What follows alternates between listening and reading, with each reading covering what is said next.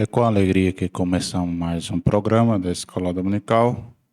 Vamos orar para darmos início, para que assim o Senhor abençoe toda esta aula. Senhor nosso Deus, nós te agradecemos por esta oportunidade de aqui estarmos diante de Ti. Ó Santo Deus de Israel, nos abençoa no ensino da Tua palavra, ajuda-nos, Espírito Santo, nos dá da Tua graça. Te pedimos por todos quantos estão do outro lado, ó Pai.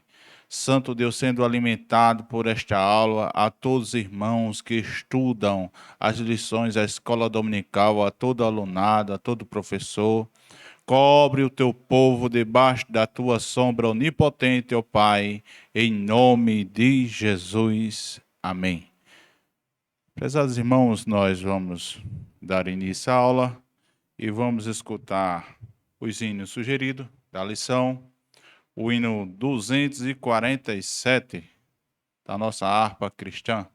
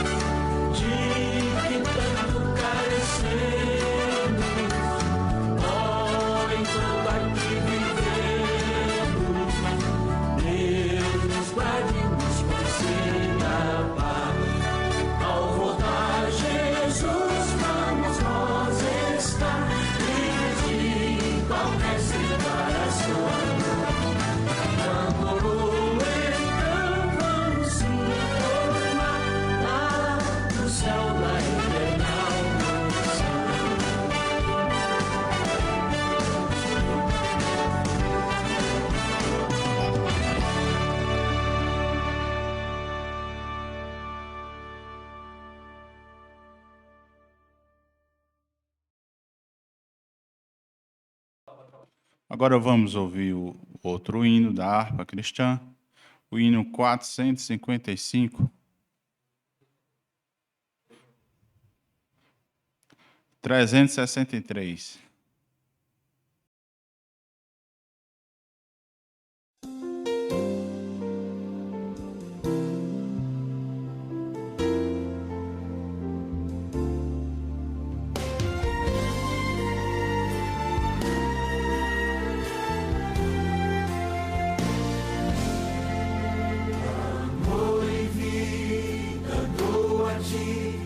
Jesus, pois lá na cruz por mim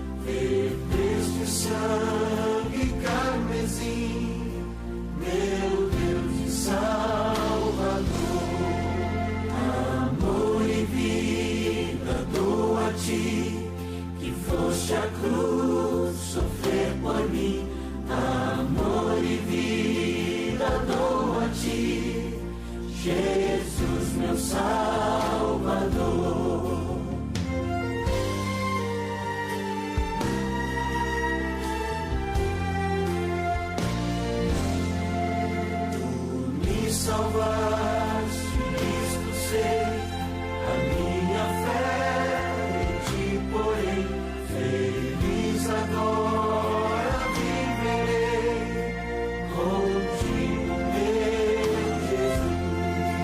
Amor e vida dou a ti, que foste a cruz sofrer por mim. Amor e vida dou a ti, Jesus, meu Salvador.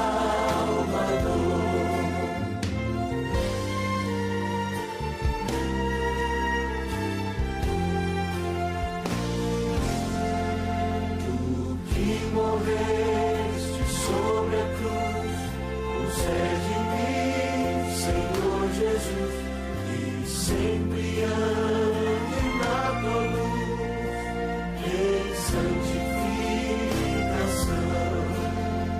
Amor e vida dou a ti, que foste a cruz sofrer por mim. Amor e vida dou a ti, Jesus, meu Salvador.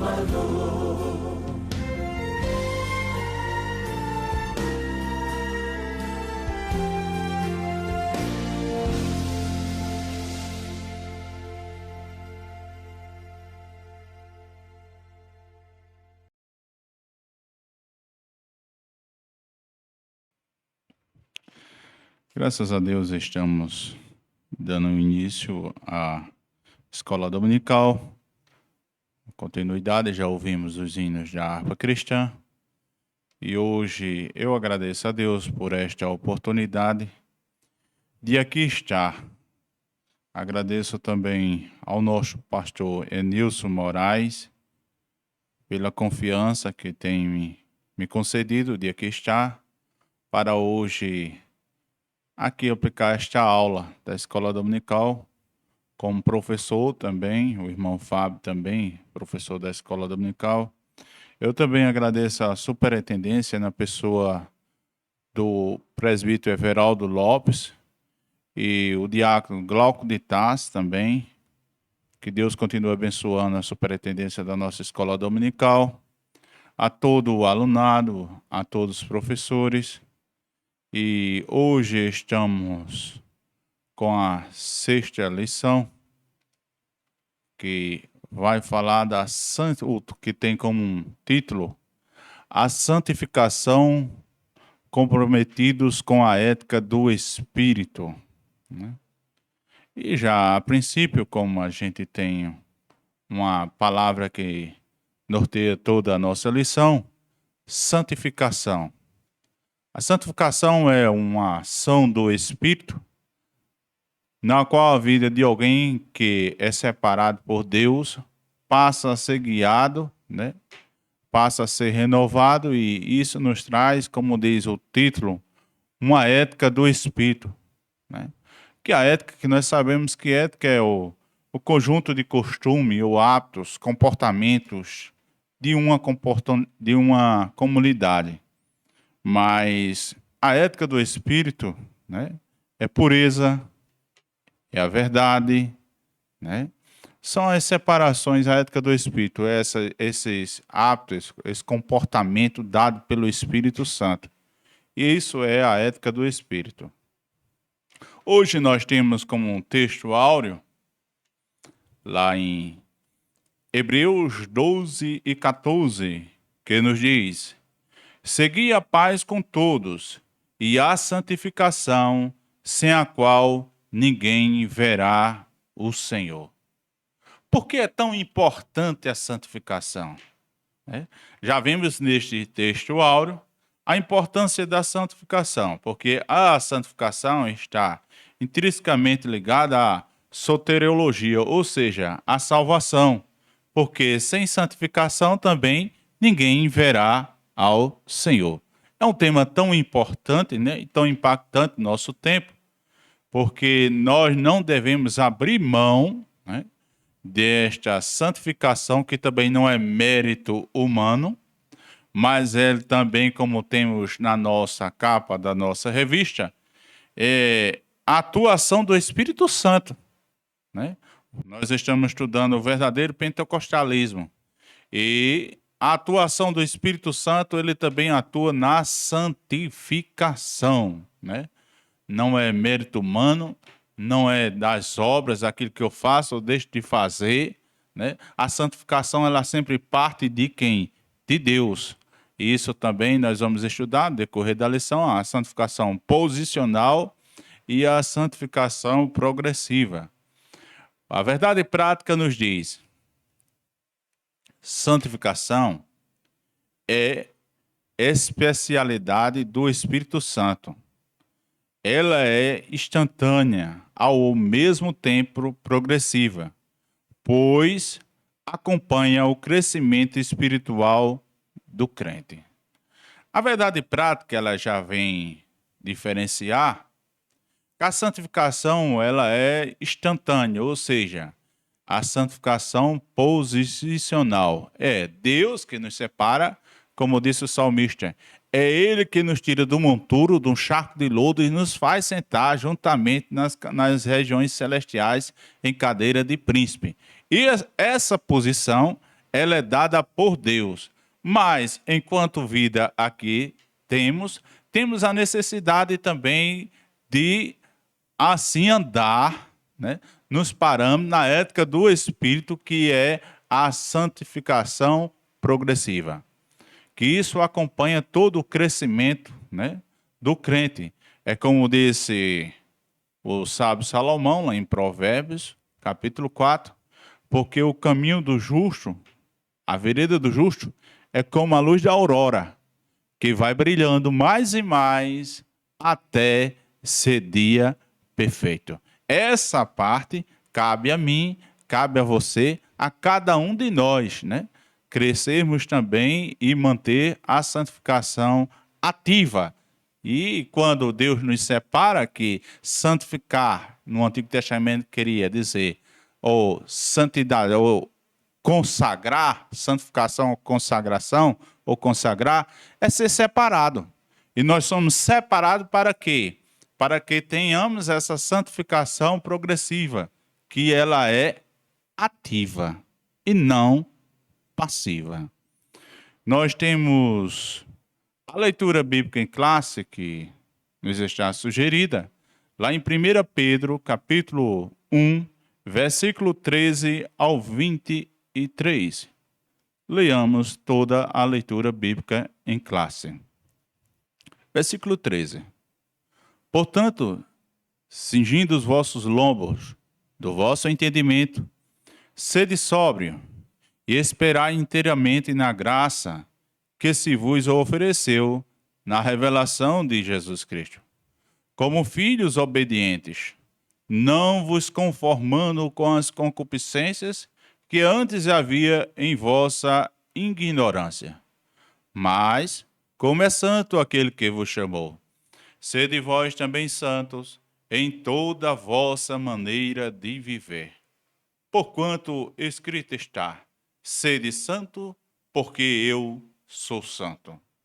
E se invocais por Pai aquele que sem acepção de pessoas julga segundo a obra de cada um, andai em temor durante o tempo da vossa peregrinação, sabendo que não foi com coisas corruptíveis, como prata ou ouro, que foste resgatado da vossa vã maneira de viver, que por tradição recebeste de vossos pais, mas com o precioso sangue de Cristo, como de um cordeiro imaculado e incontaminado, o qual, na verdade, em outro tempo, foi conhecido antes da fundação do mundo, mas manifestado nesses últimos tempos por amor de vós.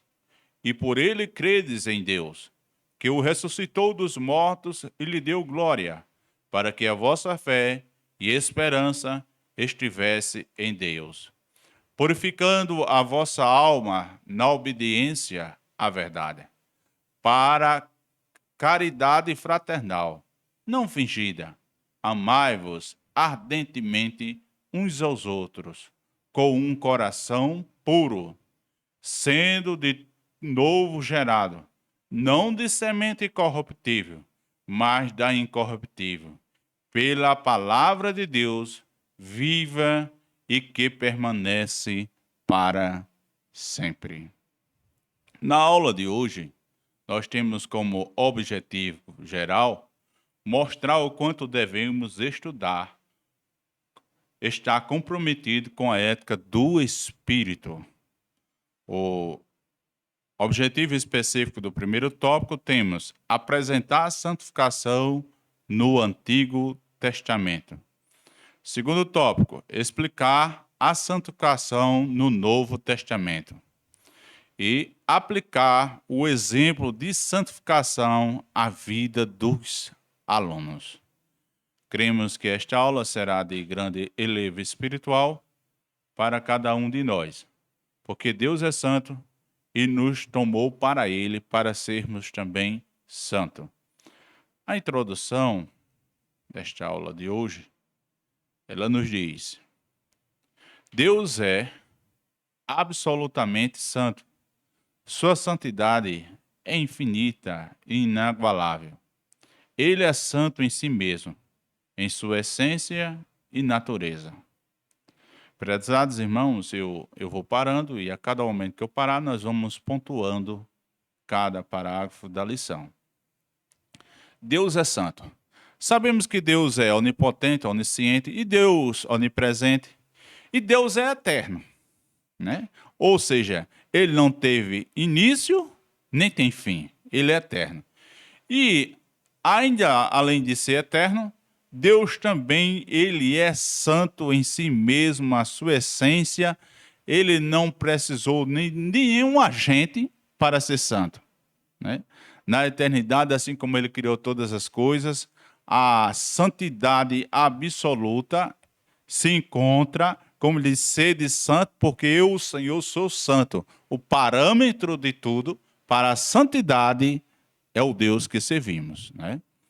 E a sua vontade é que os crentes reflitam esse caráter de santificação no seu modo de vida. Vamos estudar, então, o que é ser santo e a necessidade de ter uma vida santa, né? Distinguir, né, o que é ser santo, né? E por que ser santo, né? Qual a necessidade que temos de ser santo, né? Isso nós vamos aprender no decorrer de toda a nossa lição. A santificação no Antigo Testamento. A santidade de Deus se originou nele mesmo. Ele é a plenitude gloriosa de sua excelência moral. Essa verdade é revelada desde o Antigo Testamento. Deus exige santidade do seu povo, porque ele é santo. Os antigos hebreus levavam a santidade a sério, né? Deus exige essa santidade porque ele é santo. Deus não é um Deus incoerente, né? Ele só exige essa santidade porque ele detém toda a sua santidade. Nele não há sombra nem variação, né? Ele exige porque ele é o parâmetro da moral da santidade, né? A santificação. A ideia predominante de santificação, nós estamos estudando à luz do Antigo Testamento. A ideia predominante de santificação ou santidade do Antigo Testamento é de separação, tanto de pessoas como de lugares e coisas para o serviço sagrado. Separar daquilo que é comum ou imundo, para fazer a diferença entre o santo e o profano, entre o imundo e o limpo. Nós vemos aqui a santificação ou consagração, que está tudo no mesmo contexto. No Antigo Testamento, ele tanto separava pessoas, a exemplo também utensílios, objetos. No caso do tabernáculo, quando Deus mandou Moisés, deu a planta de todo o tabernáculo, ele mandou separar os vasos, as cortinas, né? o candelabro, todos os utensílios ali eram separados, ou seja, consagrados inteiramente para o serviço a Deus. Essa é a ideia, né, de santificação no Antigo Testamento. Isso tanto de pessoas, como também profetas, reis, sacerdotes. E o autor da lição aqui também lhe deixa um exemplo para separar o imundo do limpo, né? O profano, a diferença entre o profano, né, e o imundo e o limpo. É como disse Malaquias também. E outra vez vereis a diferença entre o que serve e o que não serve ao seu Senhor. Nesse contexto aqui de Levítico 10, nós vimos que Deus ordena a Arão que separe, que sabemos que a tribo sacerdotal é parte de Levi, especialmente de Arão, e vimos aqui que Deus faz uma diferenciação. Eles não podiam rasgar as vestes, eles não podiam tomar vinho ou bebida forte. Falou o Senhor Arão, lá em Êxodo, Levítico 10, que o sacerdote não deveria beber vinho nem bebida forte, nem ele, nem seus filhos, quando entrasse na tenda da casa de Deus. E isso seria estatuto perpétuo, né? Porque nós vemos aqui que o sacerdote ele era dado a buscar a Deus, a orientação de Deus, e ele devia ter uma diferenciação do povo que estivesse além da porta do tabernáculo, né? Porque nós vemos aí a necessidade de ser separado. E quando Deus nos separa, assim como no Antigo Testamento, Ele está separando hoje, né? É como disse Jesus lá em João 15, não foste vós que me escolheste, mas antes eu vos escolhi a vós e vos nomeeis, para que vades e deis fruto.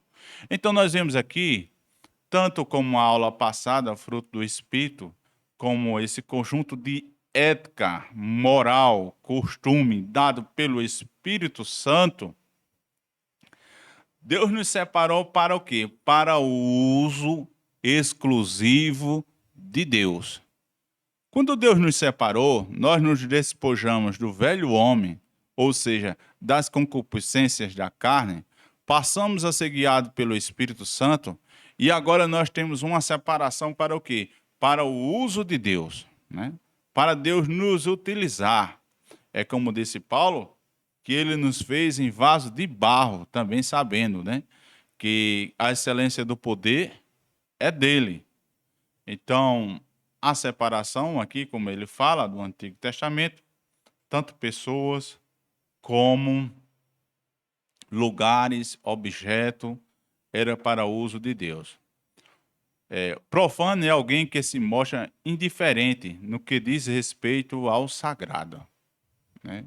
Nós vemos o caso aqui, eu me lembrei dos filhos do sacerdote Eli, né? Nós vemos que Ofne e Finéias, né? Eles profanaram, né? Eles ofereceram fogo estranho. E isso é ser profano, né?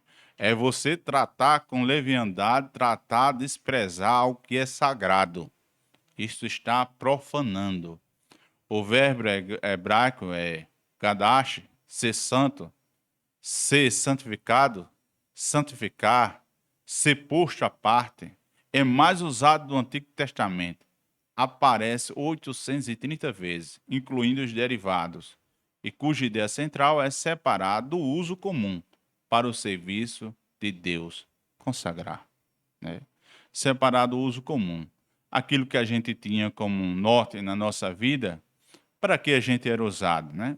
Para dar lugar aos prazeres, né, que o mundo oferece.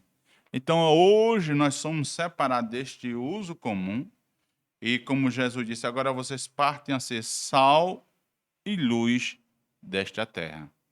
E a santidade também, ela é uma marca que identifica o crente no mundo, né? Identifica o crente. Por quê?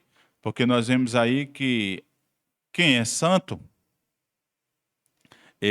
quem tem sal, quem é luz, né?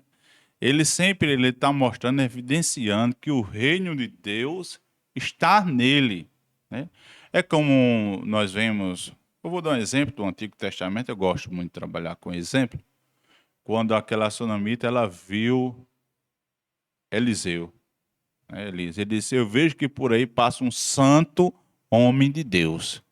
E ela construiu um quarto, né? Disse ao seu marido, conversou com seu marido, disse, olha, toda vez que ele passa aqui, vamos fazer um quarto, pôr uma cama, uma mesa, uma cadeira, pão, para quando ele passar esteja ali, porque a gente vê que este homem é um santo homem de Deus, né? Então, ele é diferente, ele tinha uma marca, ele tinha mostrava nele que ele era um homem de Deus. E para isso não precisa ninguém estar se autotestemunhando. Eu sou isso, eu sou aquilo. Isso quem tem que ver é o mundo. É como desse Malaquias. E outra vez vereis a diferença entre o que serve e o que não serve ao seu Senhor. Nós vemos também o que é o subtópico 2, a consagração. O termo consagrar significa investidura de funções sagradas. Em outras palavras, é dedicar-se ao serviço de Deus. E isso pode ser pessoas, coisas ou possessões. Consagração é santificação e santificação são termos distintos, mas pode significar a mesma coisa dependendo do contexto. Que façam, ele está dando exemplo aqui de Êxodo 28, né?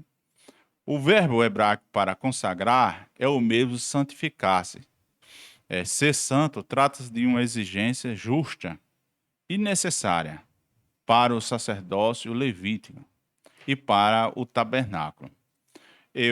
Nesse subtópico, eu quero mostrar que muitas vezes as pessoas dizem assim, as pessoas não sabem o que é ser consagrar, o que é santificar. Às vezes eu tenho ouvido muito no nosso meio as pessoas dizer, eu consagrei meu carro, né? Consagrei meu carro, fiz uma oração, ungi o carro, consagrei meu carro, consagrei minha casa. Ao exemplo, eu vou dar um exemplo.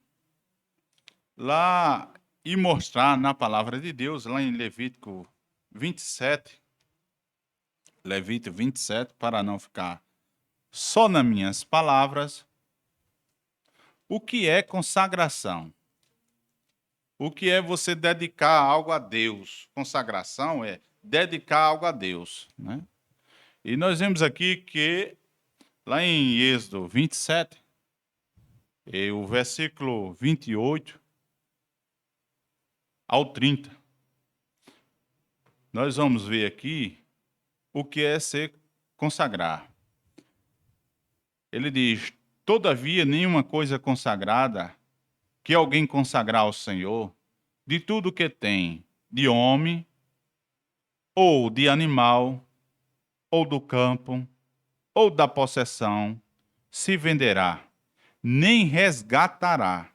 Toda coisa consagrada será uma coisa santíssima ao Senhor, né? Está mostrando aqui, santificação e consagração. Será uma coisa santíssima, ou seja, dedicada ao Senhor.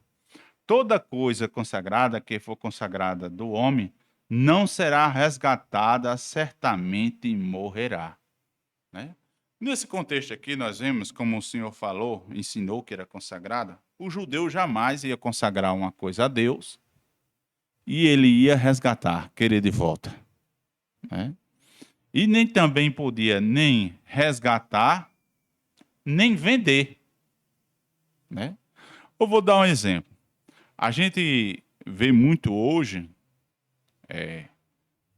na atualidade, a nossa igreja, o nosso templo, ela tem bateria, tem guitarra, né? Todos os instrumentos que os moços estão fazendo uso ali. São coisas, utensílios que são consagrados a Deus. No momento que eu tirar algo dali e colocar, vamos dizer, uma festividade, eu levar algum instrumento desse, alguma pessoa que seja componente, músico da igreja, ele achar que aquele instrumento é dele e ele levar para outro fins, ou seja, para fazer uma festa de casamento e tocar música que foi dedicado para louvar o Senhor, tocar música mundana, ele está aqui como um tópico anterior a gente viu, está profanando, né? E ele está tirando uma coisa que foi dedicada a Deus. E também não pode, vamos dizer, eu vou vender. Aí fica aí, mas irmão, quer dizer que vai ficar a vida inteira com um instrumento desse? Não. Você pode remanejar na igreja tudo, mas vamos dizer, eu posso vender a uma pessoa que seja cristã, pode, mas eu vou vender uma bateria, uma pessoa que ele faz show no mundo. Então, eu tirei uma coisa que é consagrada de Deus, estou vendendo uma pessoa que ele vai fazer um show mundano. Então, isso aí eu estou vendo, eu já estou vendo a quem eu estou vendendo. Então, nisso daí, o judeu jamais fazia isso. O judeu jamais, ele pegava algo que era consagrado a Deus para chegar e vender ou resgatar. Não, vou tomar de volta. Eu dei, por exemplo, você doa algo à igreja, doa obra, alguma coisa à obra de Deus. Aí lá na frente você pode sair de uma posição, pode sair de você tem uma convocação na igreja, você é convocado, ou seja, obreiro. Aí você diz, não, eu não estou mais fazendo parte daquela igreja, eu vou levar o meu microfone, a minha guitarra de volta. Foi eu dei, mas eu vou pegar de volta. A Bíblia diz que não pode fazer isso. Outra coisa, às vezes a gente diz assim, como eu já escutei muito irmão, se você souber o que é consagração, que vai muito além disso, eu vou consagrar meu carro. Aí passa o óleo santo, mas você consagrou, mas você está trabalhando, está usando, está fazendo para o seu bem comum. Então você não consagrou a Deus. O que você consagra como nós, seja pessoa, seja objeto, seja lugares, se está para Deus, não pode haver mais resgate. Né? Depois eu queria aquilo usar para o meu bem comum. De modo algum.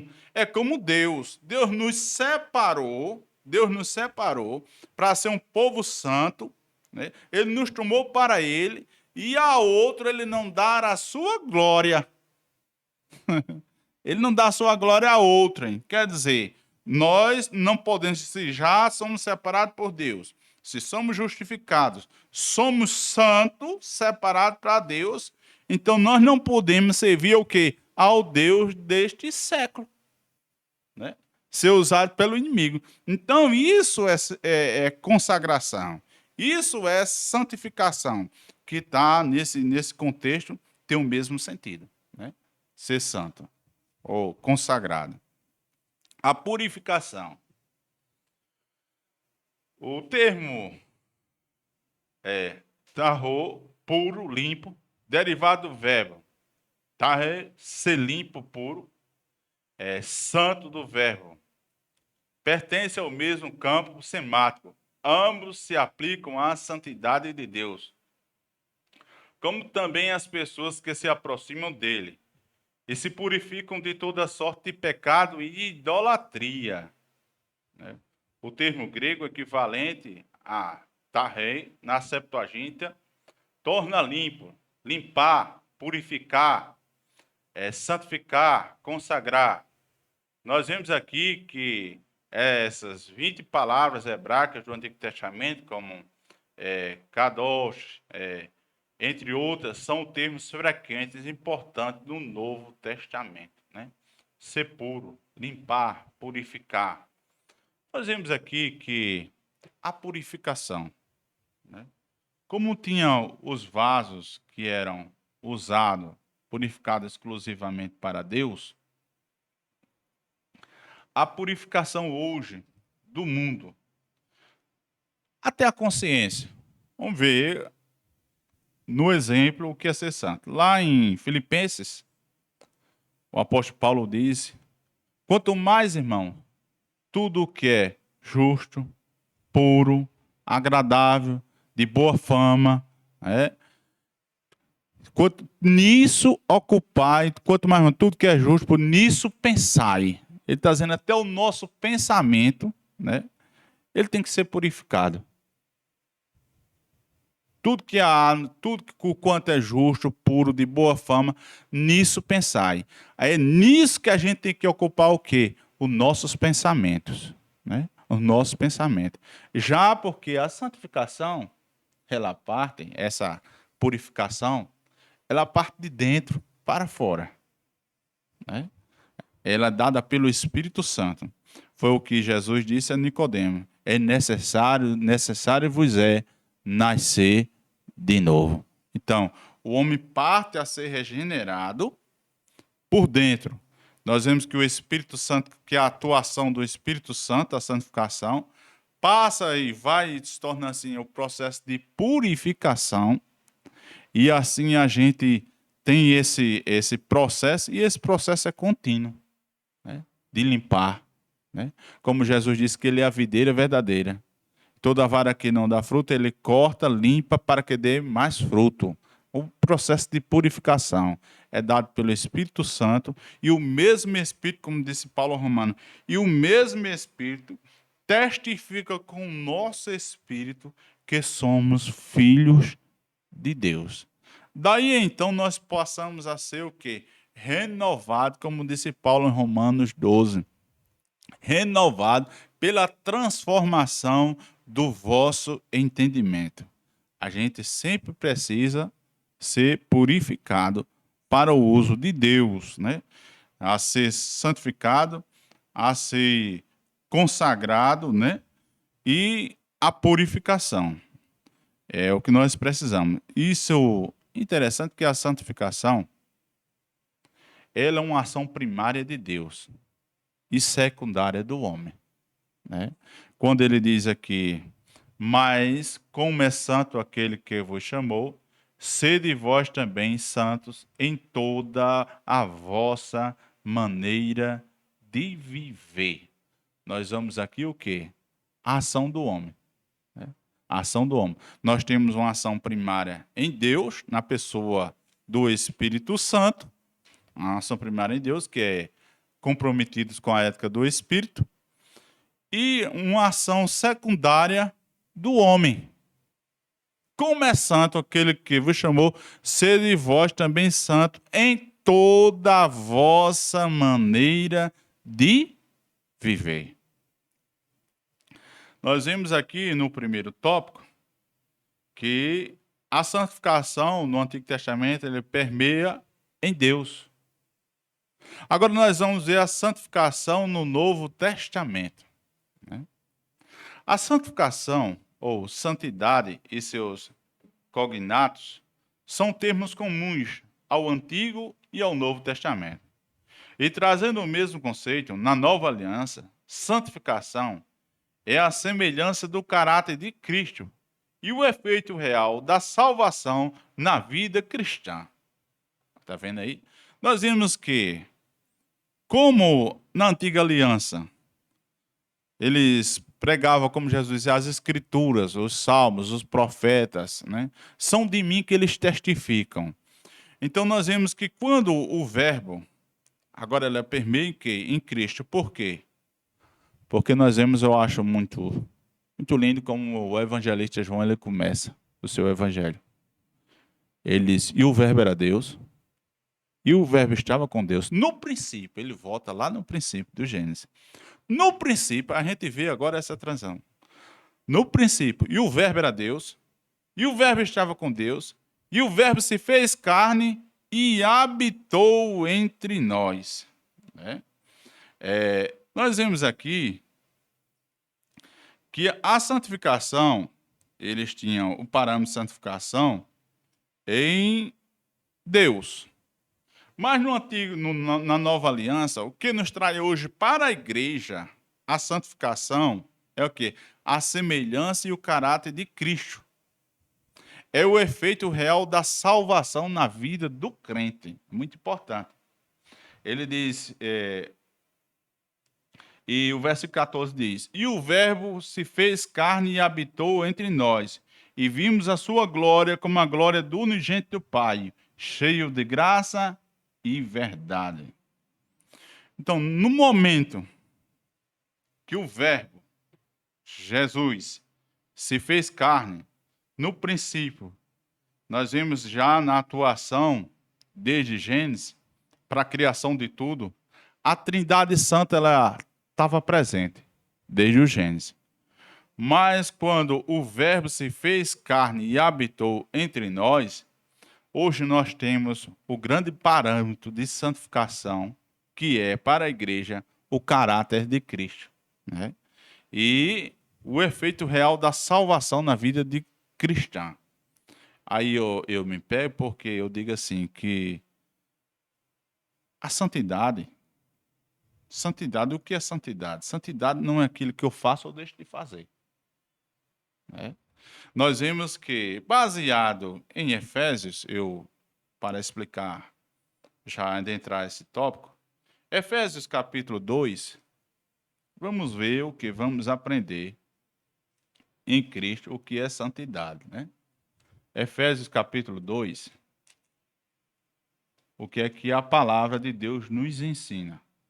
O versículo 8 ao 10, ele diz, porque pela graça sois salvos, por meio da fé. E isto não vem de vós, é dom de Deus. Não vem das obras, para que ninguém se glorie, porque somos feitura sua, criados em Cristo Jesus para as boas obras, as quais Deus preparou para que andássemos nela. Então, nós vemos aqui, na nova aliança, que a santificação é o efeito real da salvação na vida cristã, né? É o efeito real. Nós vimos que, por que eu sou santo? Eu sou santo porque eu fui separado por Deus e tendo, isso é, consciência cristã. É saber que eu fui separado, eu vivia destituído da glória de Deus, mas hoje somos separados por Deus. E como eu já recebi a justificação e ele me fez santo, então o que eu faço é reflexo da salvação na minha vida. A santidade é o reconhecimento que eu sou separado, eu sou criado por Deus, sou feitura sua, para que eu ande em boas obras. Então, as obras é o quê? É o efeito, é o reflexo da santidade na vida do crente. Não as obras que santificam, porque o que santifica é o quê? É o Espírito Santo, atuando com o nosso espírito, que somos filhos de Deus, né? Então, o que eu faço é reflexo da santidade de Deus, da salvação de Deus na minha vida, na vida cristã. Isso se chama consciência cristã. Uma obra da Trindade. O Novo Testamento torna explícito o que antes estava implícito no Antigo. Isso diz respeito também à obra salvífica de Deus, Trino. A fé cristã confessa a existência de um único Deus, que subsiste eternamente em três pessoas distintas: Pai, Filho e Espírito Santo. Iguais em poder e glória e majestade, mas estão distintas. Interessante que são iguais em poder, glória e majestade. Mas a atuação, a função, a manifestação e os aspectos são distintos das três pessoas, né? Porque o Pai planejou, o Espírito, no plano da salvação, o Pai planeja, o Espírito aplica, que o Espírito convence o homem do pecado, da justiça e do juízo. E Cristo, no Calvário, ele consuma. Está consumado. Ele efetua. Ele aplica a salvação, né? São três pessoas iguais em poder, glória e majestade, mas a sua função, a sua manifestação estão distintas, né? Nós vemos aí que de modo que a obra da santificação, um atributo divino, é realizada pela unidade na Trindade, como pela Trindade na unidade. São as três pessoas atuando na obra da redenção. Com certeza, né? Tudo parte do Pai. Vemos o Espírito, deu exemplo aqui a diferença, a distinção, né, nas funções. A natureza da santificação. Não há no Novo Testamento ritual de purificação cerimonial ou legal de santificação, diferentemente da realidade do sistema mosaico. A santificação pode ocorrer de maneira instantânea, isso quando o pecador recebe a salvação em Jesus pela fé. Não há no Novo Testamento ritual de purificação cerimonial ou legal de santificação. Aí eu digo, por quê? Por que não há? Irmão, se nós formos olhar, já desde o livro de Levítico, o judeu, ele apresentava, chamava-se holocausto contínuo. O holocausto contínuo, ele ocupava-se da hora terceira até a hora nona. Era o sacrifício. Eles traziam um cordeiro pela manhã, um cordeiro à tarde, aquela oferta, o holocausto, quando todos os dias o judeu apresentava, ou no tabernáculo, ou no templo, aquele holocausto contínuo. O sacrifício da manhã e o da tarde. Mas nós vimos aí que quando Jesus ele é oferecido ali no Gólgota, Jesus ele cumpre esse holocausto contínuo, como disse Paulo aos Hebreus, e uma vez, e uma única vez por toda, ele foi oferecido como holocausto perfeito. Né? Então, por que não há mais esse ritual? Porque no momento que Jesus foi crucificado, da hora terceira até a hora sexta, e da hora sexta houve treva até a hora nona, Jesus cumpriu este horário, esse ritual mosaico do holocausto contínuo. Jesus ele vai aqui, ele completa tudo isso uma única vez por toda.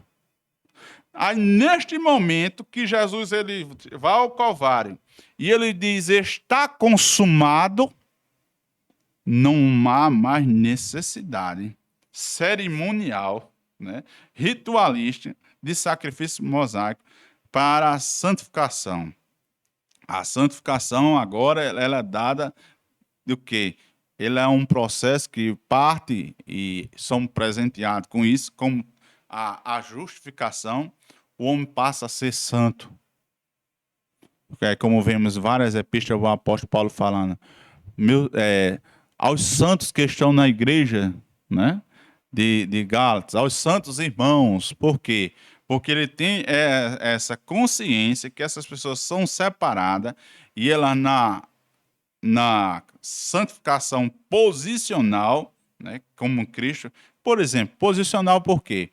Porque antes minha posição era essa, separado, destituído da glória de Deus.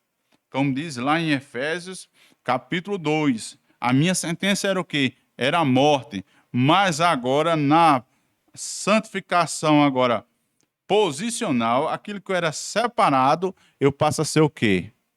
Eu passo a sentar nas mansões celestiais, juntamente com Cristo.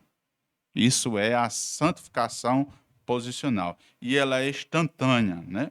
Não requer mais de nenhum ritual, né, de sacrifício. Isso quando o pecador recebe a Jesus pela fé. Ele é chamado teologicamente de santificação posicional, referente à mudança de posição do pecador para santificado. Né? Isso que eu vim explicando. Uma necessidade. Por que a santificação é uma necessidade? A nova vida em Cristo é o novo nascimento. Ao nascer, a criança continua a ser seu crescimento físico e mental. Isso se aplica também à vida espiritual. Apesar de a santificação ser instantânea, ela é ao mesmo tempo progressiva. É interessante que quando Jesus, lá em João capítulo 17, a oração sacerdotal, vamos ver o que temos, João 17, o que é que Jesus ensina? João 17 e 17, veja bem, Jesus quando ele ora, ele diz, peço que não vos tires do mundo. Né? Tá santo, mas está no mundo. Mas que os livre de todo mal. Ou seja, hoje, na posição de santo, é como se a gente passasse num pântano, né, cheio de lama, mas como se a gente fosse uma sombra, a gente nada daquilo, né, manchasse as nossas vestes. Né? É a sua sombra. Ela passa, nada no mundo tem condição de manchar a sua sombra. Então, o crente é assim. Ele passa por este mundo todo. Como Jesus disse, peço que não os tire do mundo, porque no mundo estão, mas que os livre de todo mal. E outra coisa que Jesus pediu foi, versículo 17, de João 17, ele diz, santificai-vos na verdade. A tua palavra é a verdade. Né? Então, isso aqui é um crescimento. Como uma criança continua seu crescimento físico e mental, nós também continuamos nosso crescimento espiritual. Né? Foi como Paulo chegou lá em Corinto e ele disse que pensava que eles estavam comendo alimento sólido. Mas eles ainda tinham que tomar o quê? O leite espiritual, o leite. Né? Então, nós devemos sempre crescer na nossa vida espiritual. O próprio Jesus, lá em João 17, olha o que ele diz. O próprio Jesus. Versículo 19, João 17, o versículo 19. Ele nos diz, e por eles me santifico a mim mesmo, para que também eles sejam santificados na verdade. O próprio Jesus, por eles me santifico. Ele pediu para que os discípulos, nós hoje também, que estamos incluídos, e não somente a este, mas a todos quanto vim, santificam na verdade a tua palavra é verdade. Eles santificam, e por eles me santifico a mim mesmo. Jesus, ele tinha essa consciência. Por mais que ele seja 100% Deus, 100% homem, mas nas condições que ele tinha que ser de homem aqui, ele tinha que ver que ele tinha que ser separado. Né? Que a essência dele estava de cima e ele sempre falaria do Pai, e ele disse, tendo consciência, ele disse, quem ouve a mim, ouve o meu Pai, quem vê a mim, vê o meu Pai, e para isso ele se santificava, né? Por eles, né? Ele se santificava que por eles, para que a gente visse, para que a gente fosse santo na verdade. Né? Nele, ele que é a verdade e a vida, santificado na verdade, porque não havia nenhuma brecha, nenhum resquício de dizer assim que não era um parâmetro de santificação Cristo. Então, por nós, ele nos santificou por nós também. Nós vemos aqui que a salvação em Cristo é acompanhada da santificação. E seu agente ativo é o Espírito Santo. Né? O agente ativo da santificação é quem? O Espírito Santo. Nós vemos também que nessa passagem bíblica, vamos estudar também que como parte do Espírito Santo. Lá em Romanos 15, não é mérito de nenhum cristão a santificação, nem das suas obras. Romanos 15, o que ele nos ensina da santificação? Paulo diz, Romanos 15, o versículo 16. Vamos ver o que ele nos diz. Romanos 15, 16. Que sejam ministros de Jesus Cristo entre os gentios, ministrando o evangelho de Deus, para que seja agradável a oferta dos gentios, santificados pelo Espírito Santo. Né? Nós vemos aqui que tudo que o cristão faça, ministro, os sacrifícios agradáveis, ele estava falando dos gentios, o judeu que fosse fazer isso, entre ele e o gentio, que estava vendo aqui num contexto o exclusivismo do judeu e os gentios. Eles, o que vocês são santificados é pelo Espírito. Não é o seu sacrifício.